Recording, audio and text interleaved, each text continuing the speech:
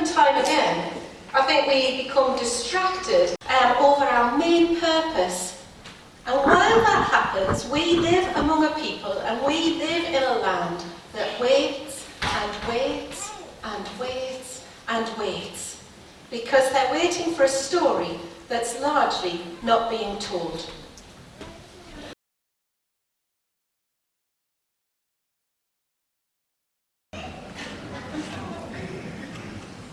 How do we carry the good news? How do we carry the good news to others? I guess one way of finding that out is to think about why the good news is special to us. And so we're going to have a 30-second to a minute buzz group, so you need to be quick with this one, to answer the question, what makes the good news good for me? Why is the good news good for me? Now I know, because I've sat in many, many buzz groups over the years, that some people use that 30 seconds to a minute to talk about lots of other things like, oh, what do you fancy for your lunch? And can I smell bacon? I think I can smell bacon. Don't. 30 seconds each. What makes the good news good for you? Off you go.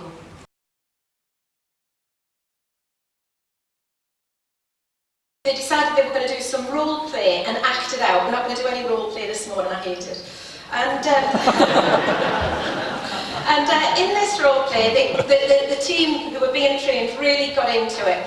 And they had a lot of friendly banter about who was going to be Jesus and who was going to be which named disciple. And some of them decided it would be really good if they became the boat. So they physically made themselves into the boat so that the disciples could be in there doing the fishing when Jesus called out to them to go and cast their nets on the other side of the boat.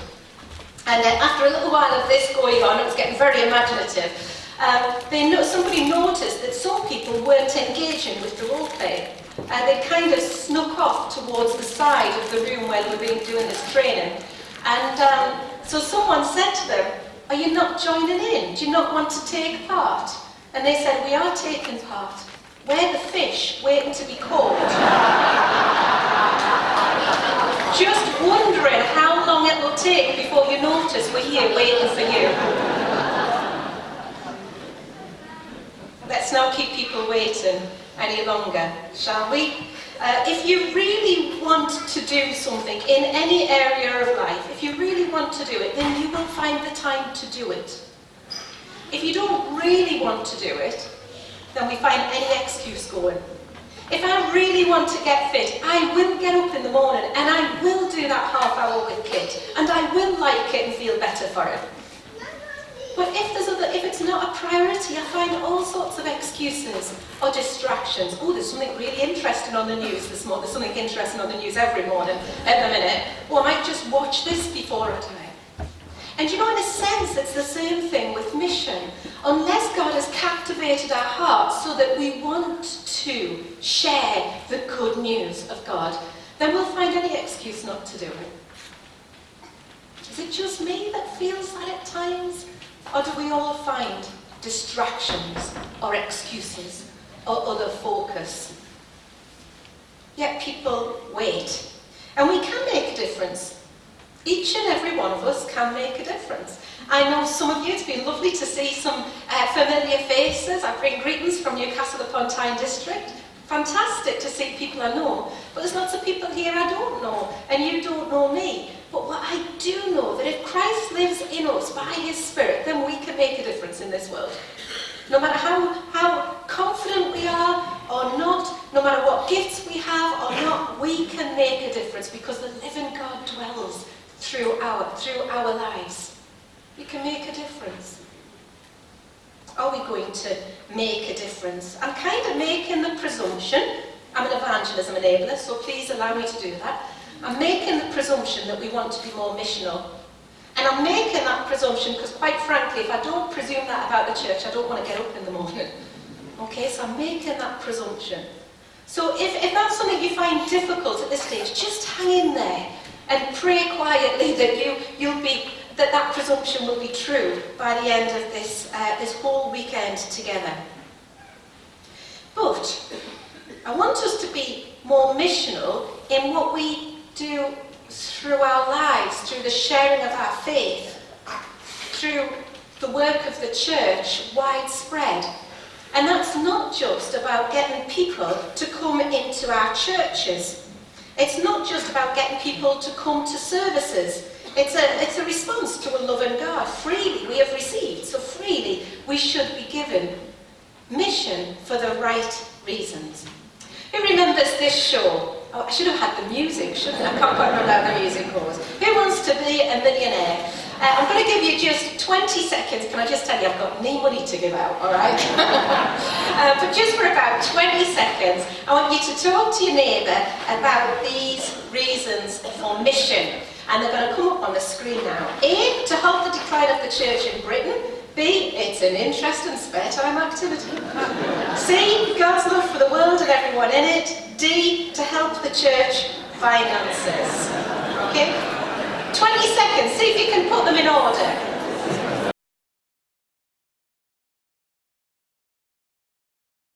I personally put too much in it. And part of it is because there's such a lot going on in the church that I want to be involved in, or through the church. And part of it is just other people calling on my time. But the busier my diary gets, the more I lose my focus on what I'm supposed to be doing. And I guess that's probably true for you. And it's definitely true for the church. The busier our diaries get, the more we lose our focus on what God is actually calling us to do. It's almost like we can be involved in doing so many good things, and they are good things, that we forget to do the best thing. And that's worrying, isn't it? And I think we're seeing the fruit of that, or the lack of fruit of that, in the church in the West at the moment. We can try to do so much that part of the result is that we don't actually do anything particularly well. There is a lot of great work being done in and through the church, and through Christians throughout Britain at the moment, and through Methodist disciples as well. But that focus on mission, and more importantly that focus on the mission that God particularly wants us to be involved in, it's essential, absolutely essential. And it's not just about having too many things in the diary. Sometimes it's the diversity of things that are in the diary as well. And we fly around like the proverbial headless chicken, basically. Now, most books on leadership speak very persuasively about having a single focus. They speak persuasively about saying no to the things that aren't part of your main focus in life and of your main calling. And in many, many ways, I actually agree with that. But lots of the books are written by men, with large churches and a huge staff and a big budget. And quite frankly, that ain't most of us. That's not how we operate as church, predominantly in Britain, but certainly as the Methodist Church in Britain. Many of us are in roles or jobs where we can't just have that one missional focus of work. Many missional leaders also have to deal with property or finance. They have to deal with many, many plates that seem to need spinning. Or indeed, many of you might have full-time jobs in a completely different sphere of work. Now, there's no easy answers to this, but I know we can't just keep trying to work harder and harder and harder, because all we're going to do is tire ourselves out. It has to be something to do about our focus and our intention. On Tuesday night this week, I went to a circuit leadership team just in the superintendent's manse. And we were talking about a mission project that I'm hugely excited about, to be working with them. It's a small circuit, so there was 3 ordained staff there. There was the admin assistant taking the notes, and there was the two of the 3 circuit stewards. One of the circuit stewards had a property hat on, and the other circuit steward had a finance hat on. And we were there to talk about mission, a mission project, okay? Both of the gentlemen This isn't being live streamed anywhere, is it? No. Let's just say they were mature in age. And there was a part of me that was thinking, how is this conversation going to go?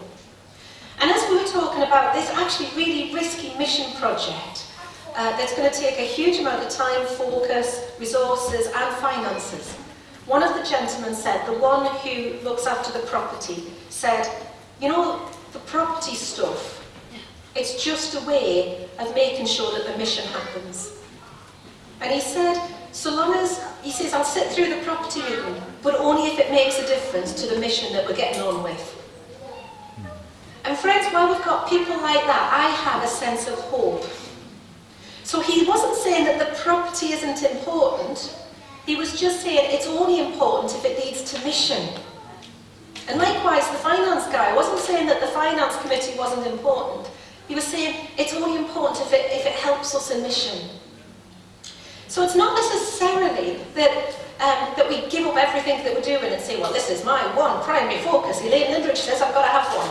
It's not quite like that.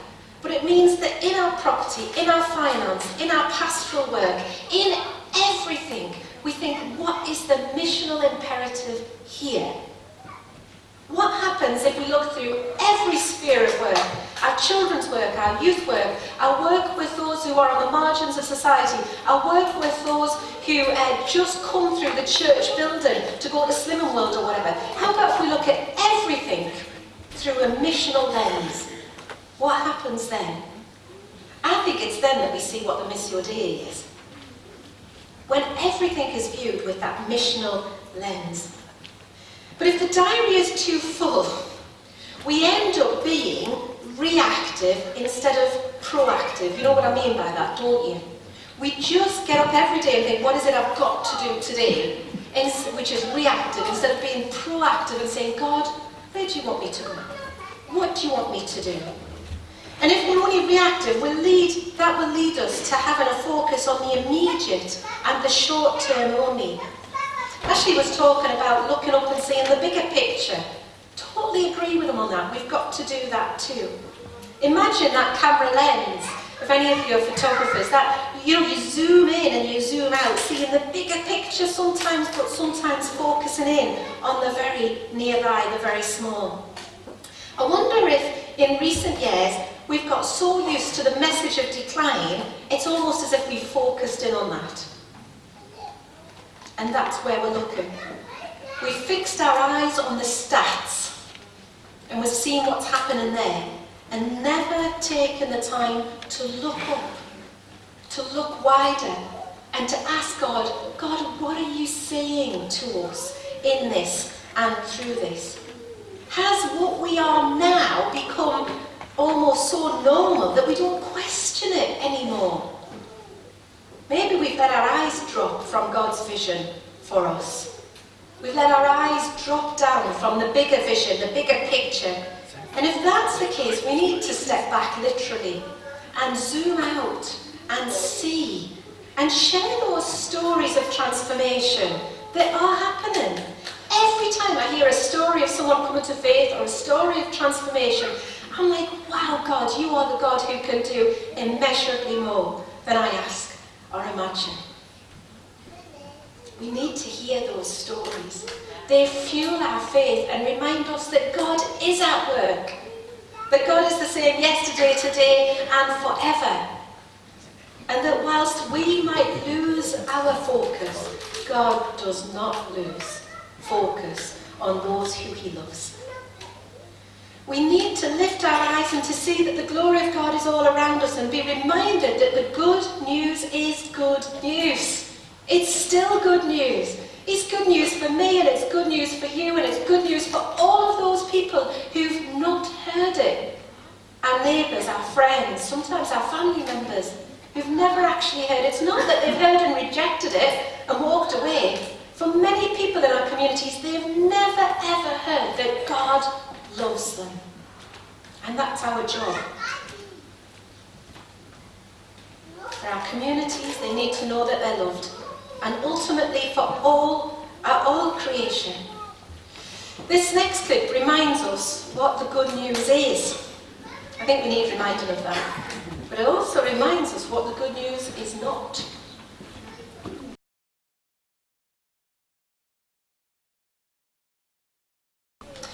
I've been working as an evangelism enabler for over 10 years now, and I've worked with lots and lots of local Methodist churches. And one of the things that I've come to realise is that we give lots of reasons of why we can't be more involved in the mission of God, whether that be time or whatever.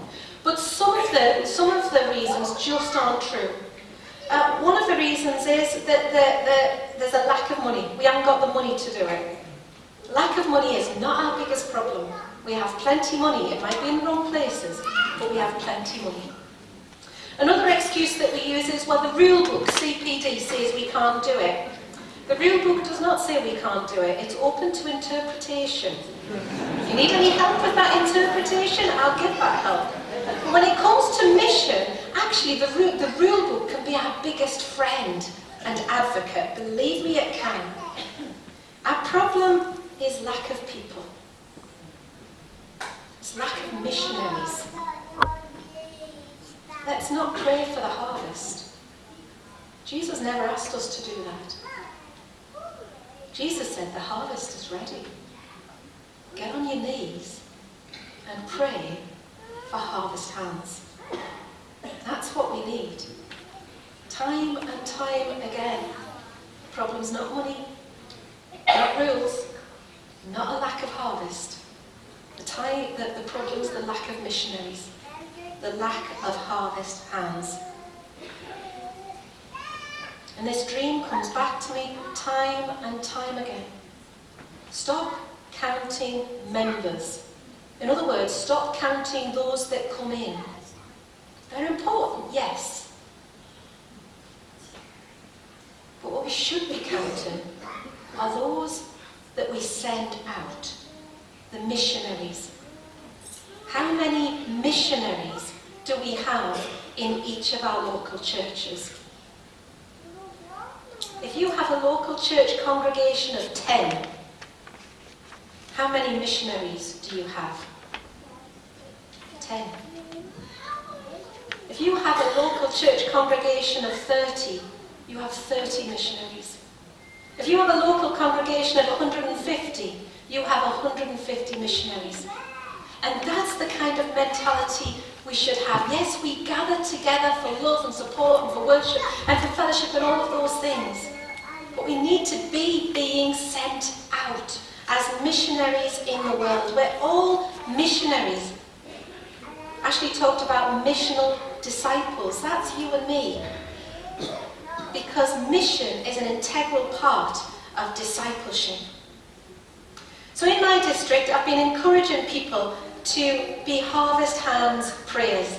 And most of you would have received a card on the way in. If you didn't get one, I'll leave some just at the front on the way out. Please come and get one if you would like it. And every Monday at 10 o'clock, but quite frankly, I don't care what time of the week it is, pause and pray. Lord of the harvest, send harvest hands. Lord of the harvest, send harvest hands. And we've seen some amazing answers to those prayers over the last year or so that we've been doing that. Can I encourage you then this afternoon to be missional for the right reasons, not just to get people into church and to keep it going, to join in with the mission of God, to know the good news and the difference that it's made in your lives and share it, and to pray to the Lord of the harvest for more harvest hands to help us in God's work. And together, let's close and pray the prayer that's on here, and I would hope that you would join with me in keeping on praying this prayer. Let's pray. Lord of the harvest, we pray for more harvest hands. We come to you knowing that the harvest is plentiful, but the workers are few. We pray for willing harvest hands to join in your work in our communities, so that all might come to know the well in the church. As we commit ourselves to pray, renew our hope and restore our passion, so that we might walk in your guidance and deliverance. May your kingdom come,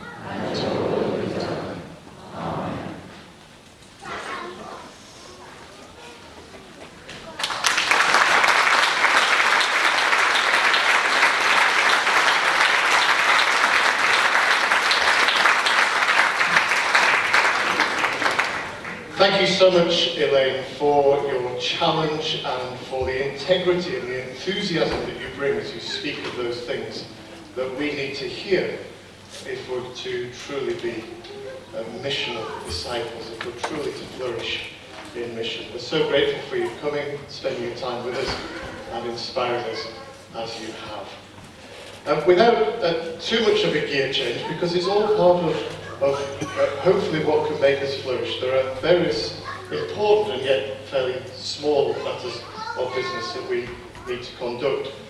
So those of you who are Synod members, I invite you to be the ones who raise your hands, or say, like we do sometimes, at the appointed point. But everybody else, please do stay, feel free to stay. We need to appoint from our Synod people who will represent us at the Methodist conference as it meets every summer.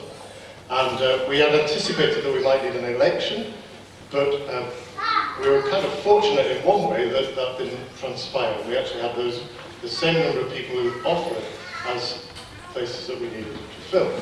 So I simply invite you to raise your hands in a moment as Synod members to elect to represent us in addition to the team already elected previously, the Reverend David Spears, Presbyterian Hall Central West, and then two lay people, Alison Guest from the Gould and Selby Circuit and Sandra Haywood from the Paisley Bridge Circuit. Those are the people who have been nominated and willing to serve on our behalf in that way, to add to the rest of the team that we as Synod had previously appointed. Would you please raise your hands if you're happy to appoint those people? Thank you. Are there any who are against? That's good. Excellent. Thank you very much. We also need formally at Synod to appoint our district officers as reflected in the district directory, which for Synod members you've been pointed to that on our website. We're quite hoping that you'll do this since they've been operating in that way since the 1st of September. And here we are. But can I just move that we appoint the officers as set out in the district directory? And if you're happy to agree with that, will you please show? Thank you. Any against? Thank you very much. We also, very importantly, significantly, I need to ask the Synod's permission for one of our chapels in the York Circuit, Cuthwaite, to the north of the circuit, to have permission to cease worship. This is a matter that's been considered by our district policy consultation committee, and we've heard the story of that church in that community. I was there for a service which we anticipate, not wanting to over-anticipate the Synod's decision, but the anticipate was their final act of worship. It was very moving to be part of that community and to recognise that although they sense it's time for that church to cease worship, the Methodist Christians there, together with other Christians in that community, are completely committed to continuing the work of mission and ministry in that village. But Synod members, I know that you've been pointed to that paper on the website, and I did send an email about it this week, so I'm presuming that we're happy, content perhaps is a better word, to agree to the ceasing of worship at our Huswaite Chapel in the York Circuit. Will you please show if you're so content? Thank you very much. Thank you. A few that's the main business, and we'll pray for Huswaite in just a minute. A few things just about the rest of our day and the rest of our Synod business, but the rest of Flourish this afternoon. Just a reminder, if you've got kids in the kids' work or in the creche, please don't forget them.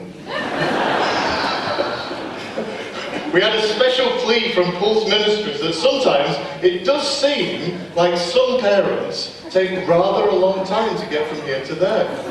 Like having a cup of coffee and a bit of lunch, and eventually, well, it'll be really great if as soon as we finish, those of you who've got children who go to Paul's Ministries, if you've got an infant in creche, please go and collect them and relieve them from the work that they've been doing. Thank you. A reminder about the workshops this afternoon. They are for us, the big gatherings like this, that's an important bit, but the workshops, the diversity of the workshops, that's a really big part of this Flourish weekend as well. And I hope that there's things in these workshops that are attracting you. We've tried really hard to embrace some of the diversity that we have as a church, and some of the things that we're passionate about. Different ones of us passionate about different things, that's wonderful. So let's stoke our passion this afternoon in some of these workshops. And the brochure gives you the details, and the sheet that's available if you've not collected it just reminds you of some changes to room venues for 2 or 3 of those workshops. But they'll be starting at 2, and then the second set of workshops will be happening more like 3:30 and 3:50, we think. And also the marketplace. Again, we're so grateful that so many people have come from around Methodist and beyond, just to help to encourage and inspire us in our missionary activity. So please visit the bookstore and all the rest of it, and please take an interest in what's there. Just wanted to note 2 things about this day before we close, because we recognise that this is a significant day in the life of our nation, with Parliament meeting on a Saturday, unusually, with a lot of people marching in London, recognising, the whole Brexit thing just seems to roll along. When we put the brochure together, we had a conversation with JPIT and said, what should we have the JPIT workshop about? Shall it be about Brexit? And this was back in August, and we thought, well, it might be all over. Well, we kind of knew it wouldn't. And we're also at that point where the Extinction Rebellion thing has been happening over this last fortnight. These are important things that are speaking to our nation about our political state and the commitment to climate change. These are important things. Paul, is Leanne there as well? Not yet. Leanne's got you. Paul, first of all, can we just welcome Paul Morrison, who is part of the Joint Public Issues team. Paul's come up to lead a workshop this afternoon, but just in that context of Brexit and all the complexity of that, Paul, just tell us where JPIT is encouraging our hearts and our minds to be. Thank you, Paul. I have been tasked with saying something brief about Brexit that doesn't cause controversy and generally creates harmony in the room. I shall say nothing.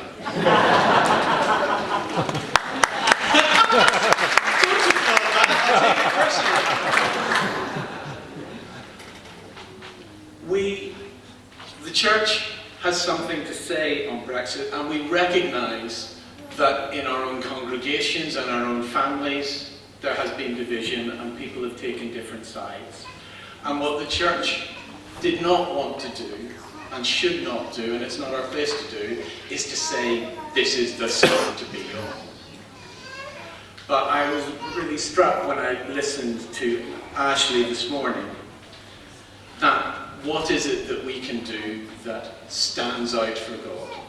What is it that we can do that is distinctive and that speaks of our faith?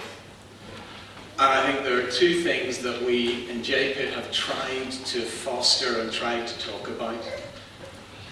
One of which is being a people who has this disagreement but does it well. But we can believe passionately on either side, but we also know that there is something bigger than that joins us together, and that we will love each other just as much when we leave the room as when we entered.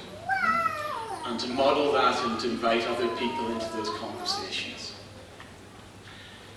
And the other thing that we thought was really important was that after today, and it may not even be today, there is an amendment which will delay it for 2 days, just to keep us on tenterhooks.